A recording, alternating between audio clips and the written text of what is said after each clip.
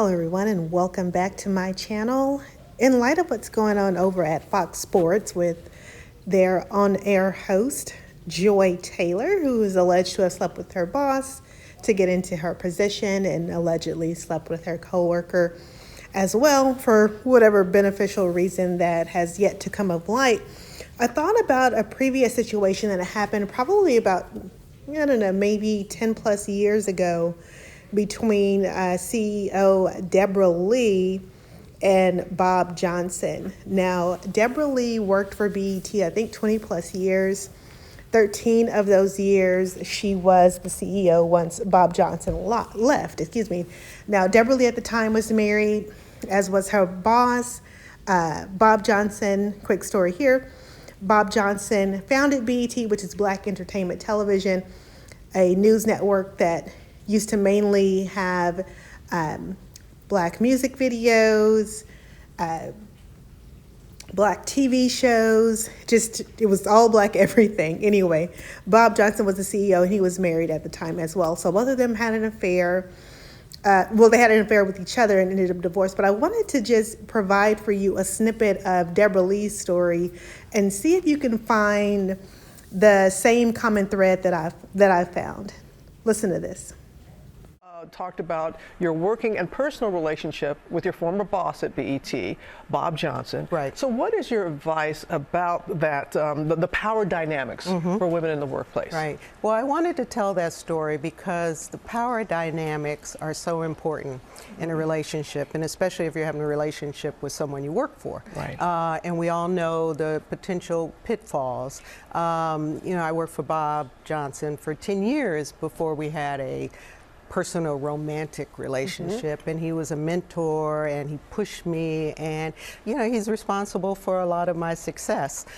We did have a relationship while we were both married. We ended up both divorced, and then people knew about the relationship. The company knew, public, we started going places together. The downfall of a relationship like that is if you want to get out of it. And that's the part where it came, and I wanted to break up. I saw it wasn't a long-term relationship, and my job and my career was held over my head. And it was like, well, if you want to break up with me, then you can leave tomorrow.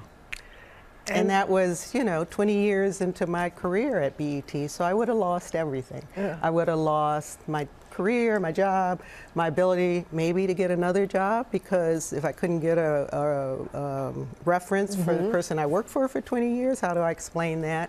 And by that time I was a single mother with 2 children. So it was a tough time, and I didn't have anyone to talk to. At times it felt consensual, because we were out in public. But after Me Too and Time's Up came back, I sort of reevaluated the whole thing. I said, was this really my choice? So were you able to find that common thread?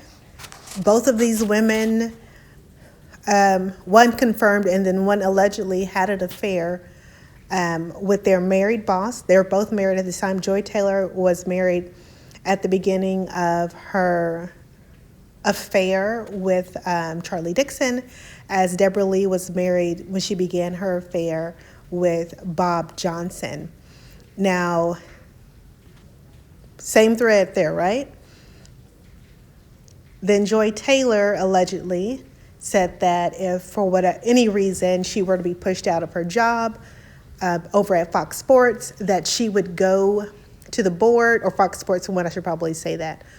She would go to the board and let them know that Charlie Dixon, her boss, forced himself upon her. Now, Debra Lee just stated that after her long-standing affair with her boss, Bob Johnson, and after, again, they were seeing each other, out in public, dating, what have you, she realized that the relationship wasn't going anywhere long-term. And then once the Me Too movement came about, she began to think, maybe my long-standing affair wasn't really consensual. Maybe there was a power dynamic that I did not realize until this movement. Similar threads, right? So here you have 2 women with extremely high-profile positions creme de la creme in their field. Anyone would vie for a CEO position, right? If you're working at a company, who wouldn't love to be the top? Who wouldn't love to be the CEO? If you're working at a news network, you're aspiring sports analyst. Yeah, you want to be on Fox Sports, you know? You want to be on one of these channels. You want to be at the desk with the lights on, with the hair person, the makeup person, the wardrobe person, you know, somebody getting your coffee. Yeah, you want to be in that seat, right? So here you have two women in high profile positions who both, one confirmed, again, Debra Lee did confirm that she had an affair. We have yet to get a real statement from Joy Taylor in regards to the Fox Sports lawsuit. But if allegedly true, two women public figures that slept their way up to the top. Again, so I was thinking back to, you know, Joy Taylor really set people back, or really set women back in terms of, you know, hard work, grit, grind will get you where you want to go, to no, it's not what you know, it's not what you know, it's who you know, to, well, it's not what you know, or not even who you know, it's who you're willing to sleep with, right? Here was Debra Lee when she came out. When she was the CEO of BET, she was behind the scenes for quite a few years, and then she began to become more public, more visible with the company, with events, media stuff. Oh, that's Debra Lee. That's the whole thing about representation. We want to see, you know, representation. And so for a lot of Black women who are in corporate America, here is this Black woman in corporate America is the CEO of a multi-billion-dollar entity. How common is that? And she seems modest enough, right? She seems professional enough. She's very poised, very elegant, very professional, very clean looking, right? Like nothing about Debra Lee would scream, I'm having an affair, or I am willing to have an affair. She looked very, what's the word from last year? Demure. You would never think that about her. And had she not, you know, written that memoir, had the interview with ABC, Good Morning America, with Robin Roberts, we probably never would have known, to be honest. I mean, I don't know anybody that was really going out and, you know, massive droves to go out and get the book. I mean, you know who she was and what she did, but no one was, I don't think it ever made, you know, New York Times bestseller. But here it is, this woman who was a great, seemingly great representation for Black women to work your way up, again, with the company 20 years. I mean, who's staying 20 years nowadays? Now it's good to stay, you know, even 3 or 4 years. People are switching jobs every year and a half to 2. Most of the time, that's what it seems like, right? So here's this woman saying, you know, work hard, you know, you go to the right schools, you network, you stay in the grind, you know, take those late calls, you show up early, you do everything that you can so that when the position comes open, you'll be the best candidate for the job. You know, you're always saying the right thing, you're always looking the right way. And yet ended up underneath her boss, just like Joy Taylor, who, for all, you know, intents purposes, probably doesn't look like the most modest person, right?